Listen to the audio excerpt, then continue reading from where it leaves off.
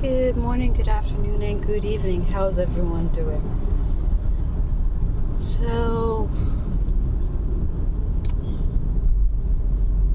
I'm just gonna start ranting, and I'm gonna talk about stuff I've learned here in Egypt, and also I wanted to talk about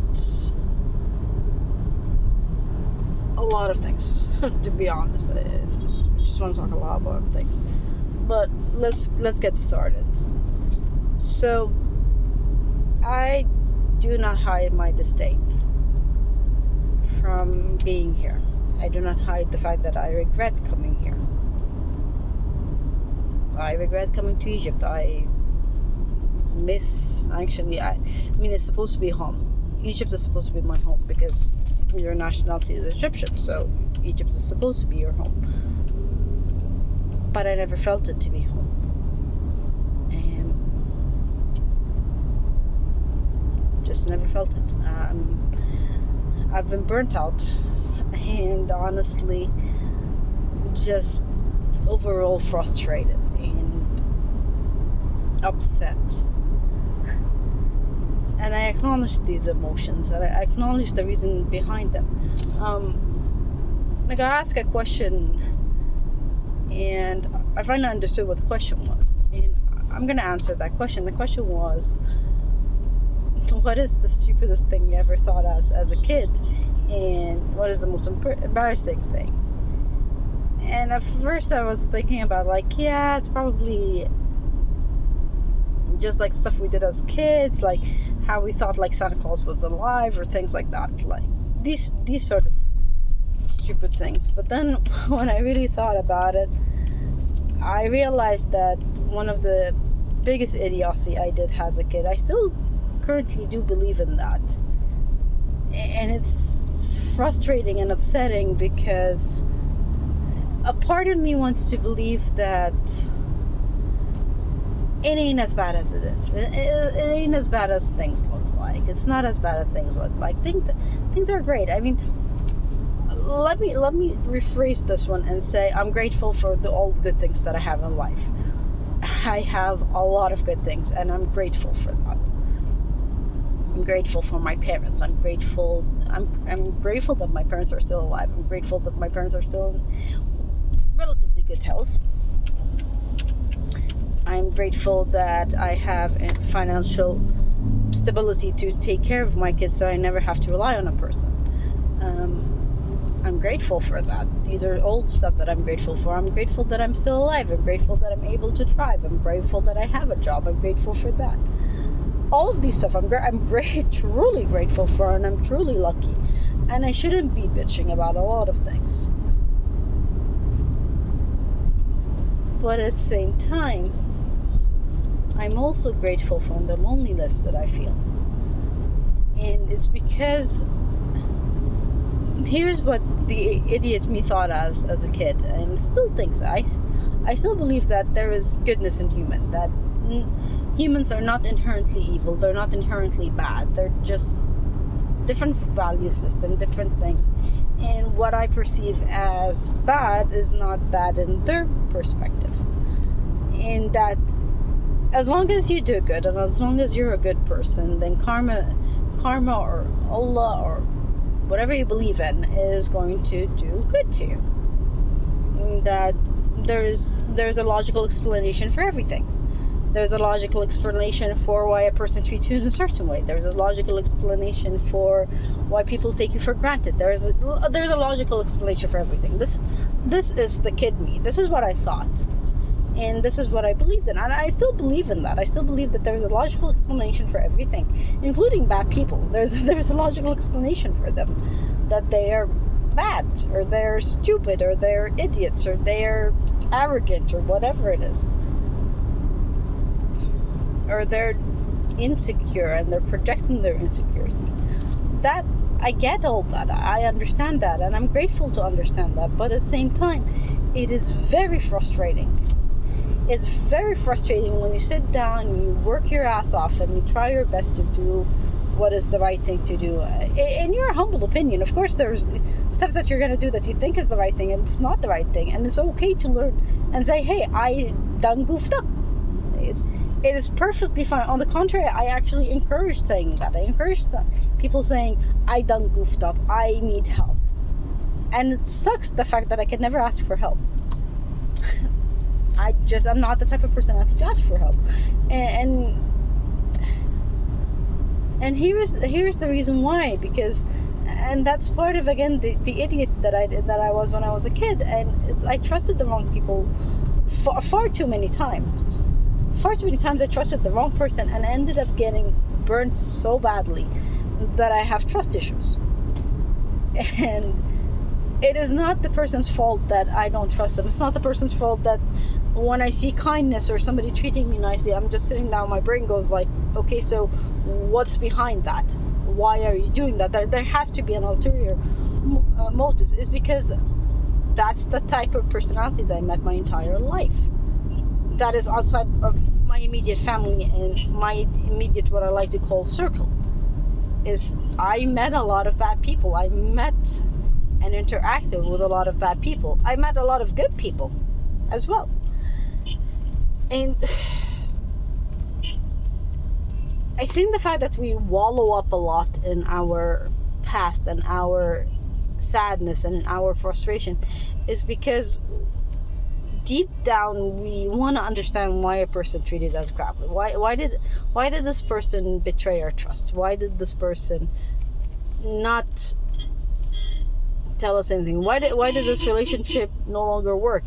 And you wonder, okay, so what could I have done better? What could I have done differently to change the outcome? And you have to understand that not always that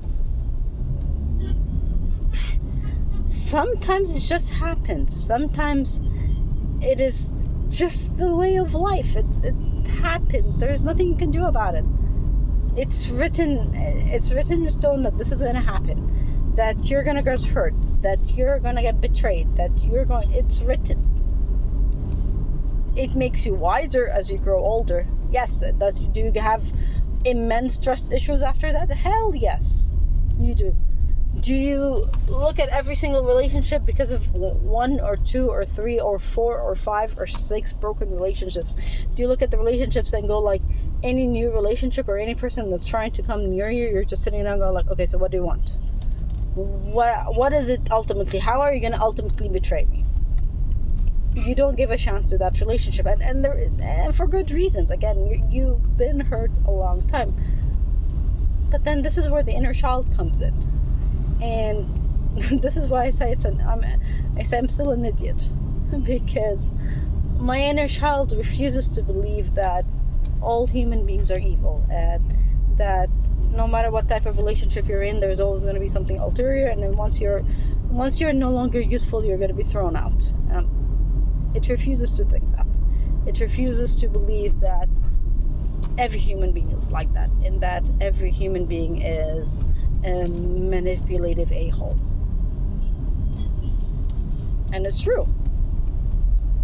But at the same time, it makes every time a relationship goes sour, it hurts more. Because you're sitting there going like, because the adult brain is going like, yeah, well, I told you so. And the kid inside is like, yeah, I know you told me so, but still, I mean, there has to be a point in time where things go good. There has to be a point in time where all this hard work, all this effort, all this has to pay off. I mean,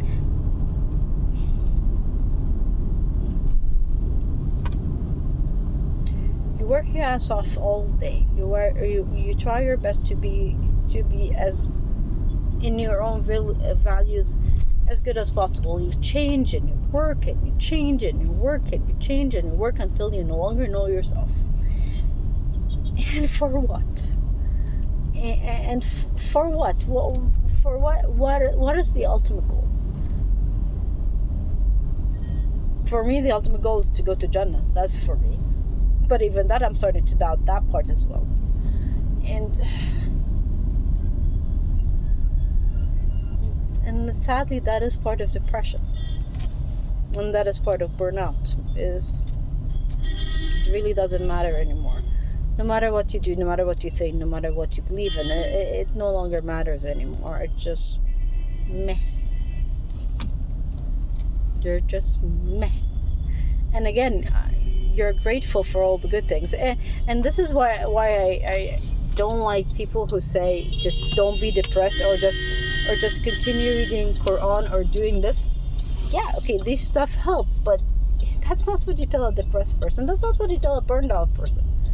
A person who's burnt out, who's depressed, whose mind basically becomes their enemy because their mind is just so tired and so dang exhausted from all the BS they have to deal with, all the BS they have to see, and they have to meet, and all the two-faced people they have to deal with, the two-faced people they have to smile on their face, knowing that fully well that person is not there for their good. That person's not good. That person is looking for the first sign of mistake you do, so that they can run around and be like, hey, look at this person, they did this mistake, and they hurt you that way.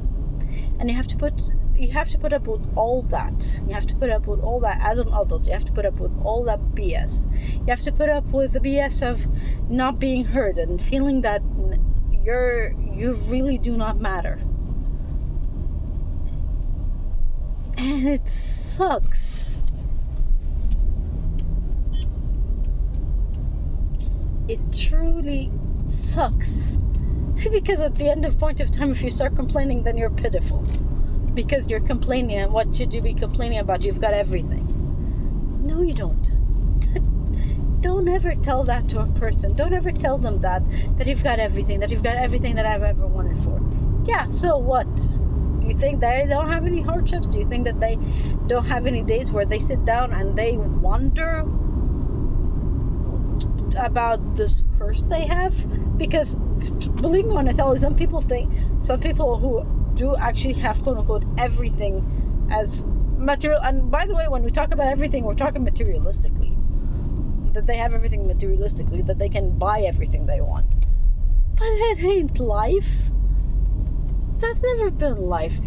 See, this is what I like about, I'm gonna get a little bit religious in here, but this is what I like about Islam, and it's the fact that it acknowledges that part. It acknowledges the part that, yeah, I gave you materialistic, I gave you financial support to be able to buy whatever you want to buy or do whatever you want to do with the money. But how did you use the money? Did you use it for good, or did you use it for evil? Did you use it to soften other people's blows, or did you use it to make people hard? And here's the other thing: if you're an owner of a company, or if you're an owner of an institution, and Allah granted you a lot of money to open the business and to run the business, don't be an asshole. Just don't be an asshole. Or a bitch. And I'm sorry for the language, but just don't be that. Here's why it pisses me off every single time I have to do this. But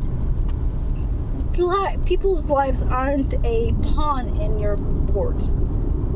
It is not a pawn. They're not pawns. They're not people who are disposable of. And I hate the fact that this has become something that is very common in Egypt. That is, as long as you're useful, then you will be taken care of. Once you have outdone your usefulness, you're thrown out. For the stupidest of reasons, mind you. And all of it just like that, because you're no longer useful. And I know it's part of it is human nature. Part of it is just how we are as humans. This is what I've learned as I've grown up. But at the same time, part of me still believes that maybe, just maybe, this 1% maybe, people aren't as bad as they are. And this has just been the end of the rant. Bye-bye.